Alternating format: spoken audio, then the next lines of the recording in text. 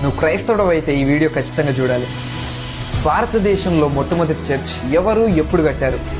చాలా మంది తెలియక అనుకునేది ఏంటంటే ఎవరో బ్రిటిషర్లు భారతదేశానికి క్రైస్తవ్యాన్ని తెచ్చారని.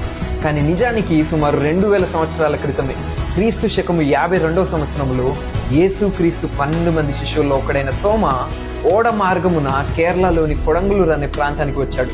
ఆయన వచ్చి యేసుక్రీస్తు సువార్తను ప్రకటించాడు. ఆయన యేసు నామములో రోగులను స్వస్థపరిచాడు, దురాత్మలను వెళ్ళగొట్టాడు, మరియు గొప్ప అద్భుతాలు కూడా చేశాడు. అయితే సువార్తను విని జరుగుతున్న ఆశ్చర్య కార్యాలను చూసి ఎంతో మంది యేసుక్రీస్తు యందు విశ్వాసం ఉంచారు.